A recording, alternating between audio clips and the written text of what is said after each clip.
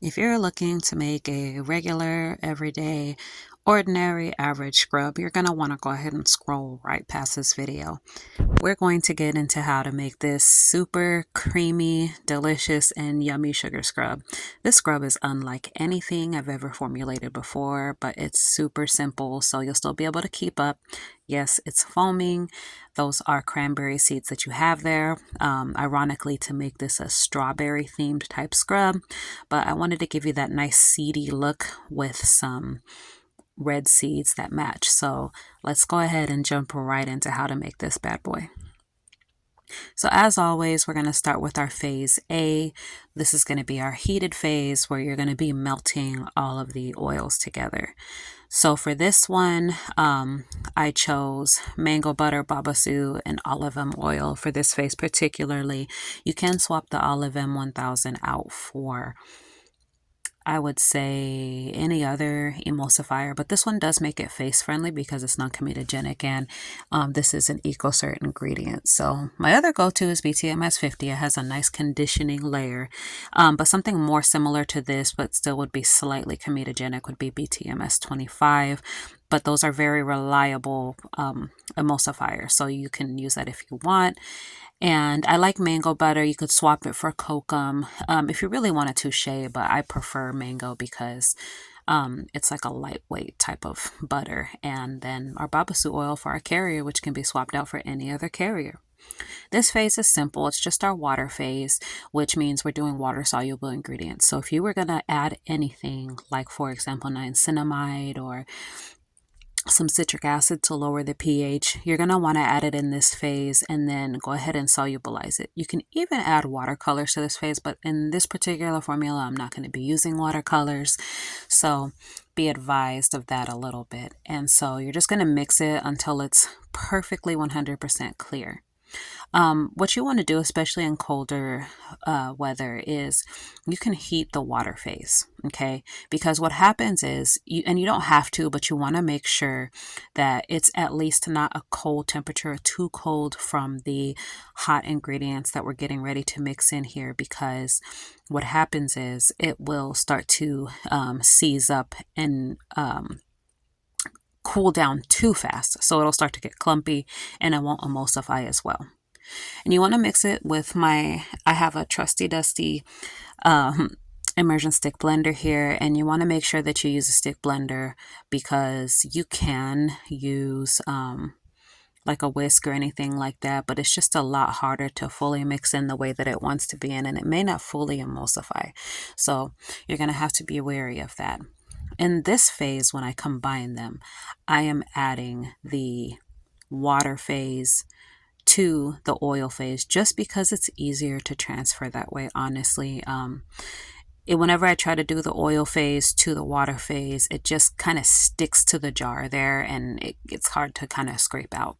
So I just do the water into the oil because the water just comes out nice and cleanly. And so here you see me adding my mica. Now I'm adding it to this phase. You can add it. I generally add it at the end with the dry ingredients, and it's a little bit easier to mix in, but I just didn't want the dust to fly everywhere. So I added it to this, and I'm just giving it a mix here. See, as you can see with the just a regular mini spatula, and it's not quite emulsifying. But luckily I heated it, so I heated the water phase, so I have a little bit more time here. And then I just go ahead and immersion stick blend everything, and it's going to go in smoothly.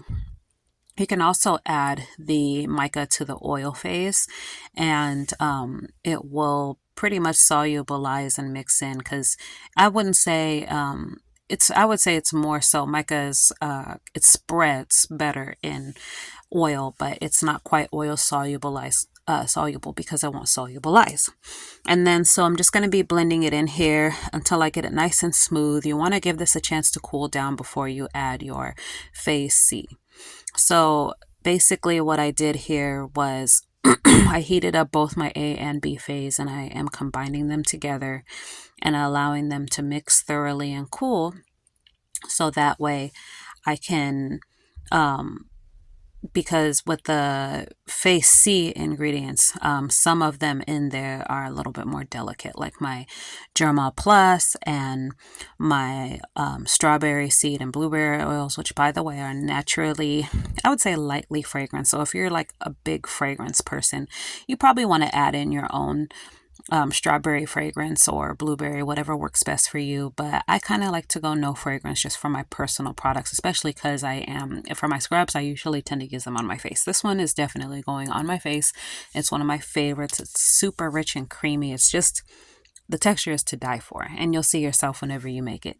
But yeah, so I'm just, what you see here is I'm just trying to mix the color in thoroughly. I'm just kind of pushing it down where I see it on the side, scraping it, and just continuing to mix along the way. So this product is non-comedogenic by nature. It does have ingredients that won't clog the pores, even though it is a wash-off product. It's not going to cause you, for anybody that's acne prone like myself, it's not going to bring you any sort of irritation to the skin unless you have an allergy of that sort. So this is where I just added in our phase C ingredients. I added in the blueberry oil and the strawberry oil that you saw there. I just went ahead and put them together and added them in. And then here you see that I'm adding in my broad spectrum my preservative, Germall Plus. I choose Germall Plus because for me, it's the easiest to work in. It doesn't destabilize my formula. In other formulas, sometimes other preservatives can cause the texture to change. I've had Optifin before pretty much liquefy some of my formulas.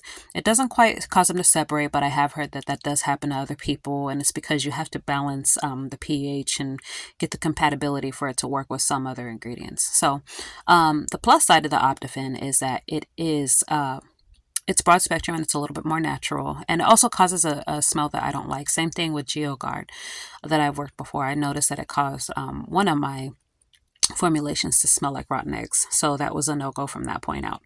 And so I choose Germall. It's just reliable. So here I'm adding in part of phase C, the SLSA powder, and I'm adding cranberry seeds. So I know this is a berry scrub. Technically it goes with it because it's cranberry, but I wanted to make them strawberry themed. But I just wanted to add them in there for exfoliation. You could always add a little bit less, or you can completely omit them or use jojoba beads or something in place of them. And I add a little bit in there just so that you can get that nice texture and, can look pretty and aesthetic.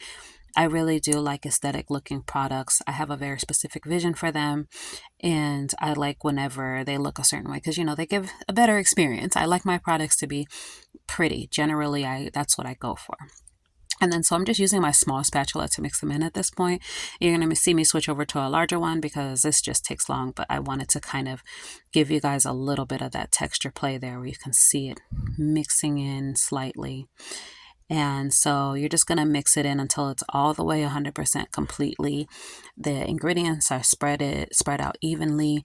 You don't want to get any chunks or clumps in there. I would recommend just using a spatula of some sort just to fold it in, just because you want to ensure that you're not grinding it any extra more. You're not adding too much air when you come to using like any electric types of mixers. And then this is the final texture, guys. This is after I let it set for a good long while, so it's super creamy. This is probably the creamiest scrub that I've ever made, and I love the texture because it's also, even though it's creamy, sometimes I find that creamy scrubs or scrubs that don't have a whole ton of sugar in them really don't exfoliate quite enough for me. I like a good rich exfoliation, and this actually gives that experience with the slight cleaning foam that you get from the SLSA powder. And if you don't want to use that, you're more than welcome to sub it out altogether. I do recommend another powdered type of surfactant because you want to get the same result. I know in my notes I have cocoa biotin, but I would really recommend SCI powder instead. It is a little bit more pricey, but it is natural, and it's It's another surfactant in case you don't want to use this one, but SLSA is very cheap to get. It foams up and lathers nicely, and a little bit goes a long way. So I really love it in my formulations. It's just simple. I'm just a simple girl. I like to keep it simple. I do like to keep it natural as possible, but I also like for my products to perform. So that's why I do choose the certain synthetics that I do, because I do love the performance, the aesthetic. It has to have certain criteria. And I know you guys understand that, whether you're going to sell it or even just keep it for yourself, you have a certain standard of what you want for your types of skincare products, and so do I. So this just came out absolutely like a dream, even better than I imagined. You guys can omit the color if you want to. It'll still look really cute. It'll be white with the little seeds, and you can, customize this and make it your own. That's what I advise. So I hope you guys like this formula, and I will see you on the next one.